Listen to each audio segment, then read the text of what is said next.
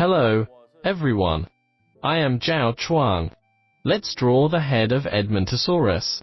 The head of Edmontosaurus was basically similar in structure to the skull, but it had some distinctive features from the skull. For example, the shape of its mouth differed from that of its skull. The skull of Hadrosaurids seemed to have a flat mouth like a duck's, but when alive, it had a very long downward curved beak.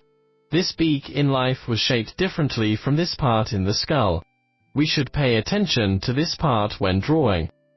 In addition, there was a fleshy crest on the top of its head.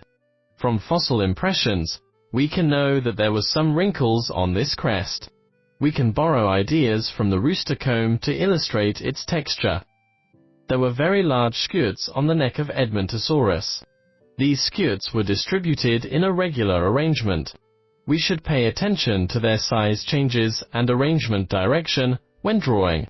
Now, let's draw the head of Edmontosaurus. We determine the outline of the entire head on the paper first.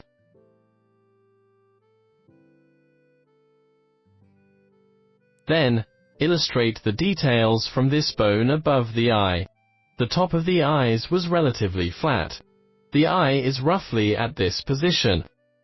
When reconstructing, we can use a horizontal line above the eye to represent its eyebrow arch.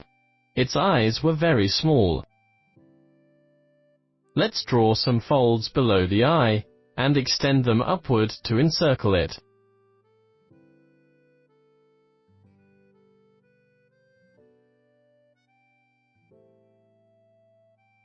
Draw its nose in front of the eyes and extend the line forward. Its nasal bones curved downward. Judging from the fossils, it had very large nostrils.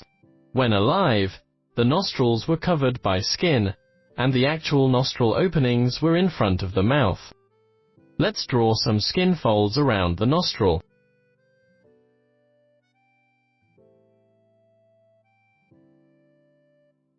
Use a row of these lines to draw the rearward extension of its keratinous beak. Here would be its jugal bone. Then, let's draw its temporal fenestra and its ear here.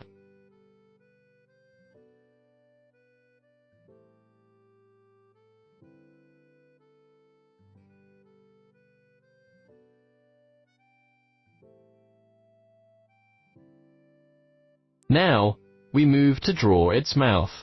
Although the bone here looks flat, it had a downward extending beak when it was alive.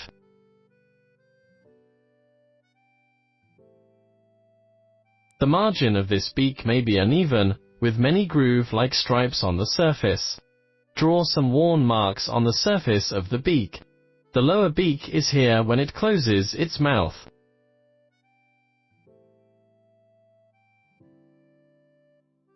Here, we draw its lower jaw. Its beak and lower jaw do not extend along a smooth, continuous line but connect like this.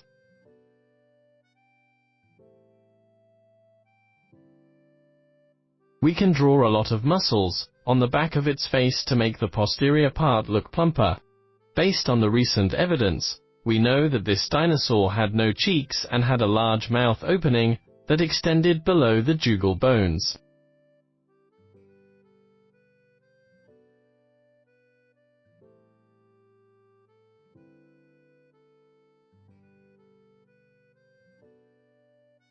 Although it had no cheeks, we can still draw this part like it housed food inside. When it closed its mouth, a bulge-like structure would squeeze out.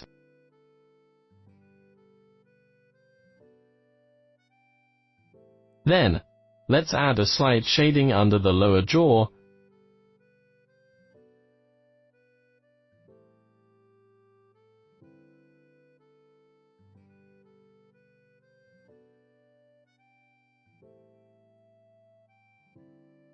And strengthen the traces of the eye socket.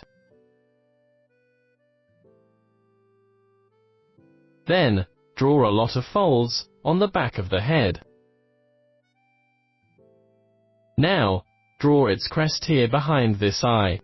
Although many people think its crest is round, we draw it resembling half a ginkgo leaf based on fossil imprints. Then, draw some wrinkles on the surface of the comb.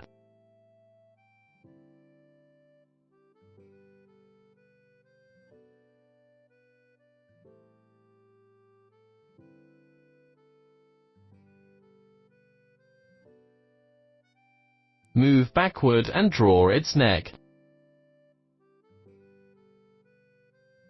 On the top of the neck, we draw folds resembling the squeezing flesh. Slightly show the muscles on the side of the neck. Then, draw the throat underneath the head. Cast shading on the bottom of the neck.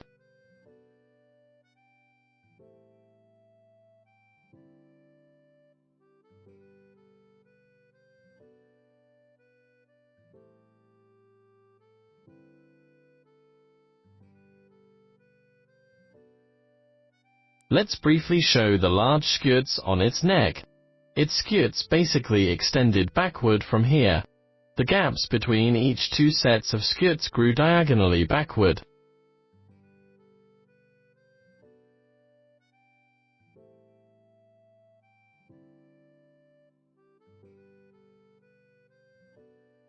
The scales at the top were smaller, and get larger as they go down.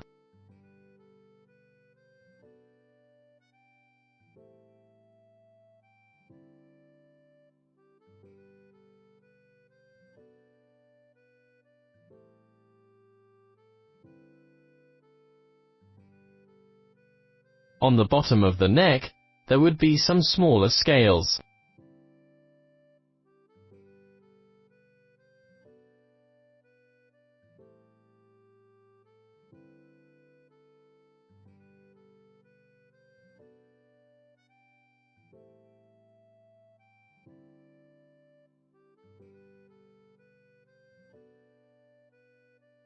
We can draw some bumps on the dorsal side of its neck.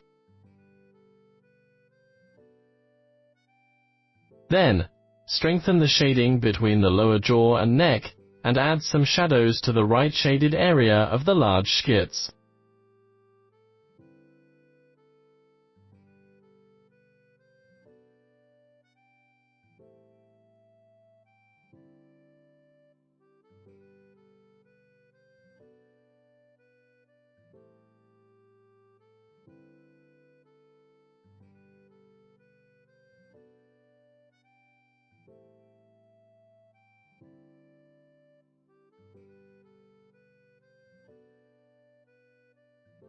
Finally, let's add more folds.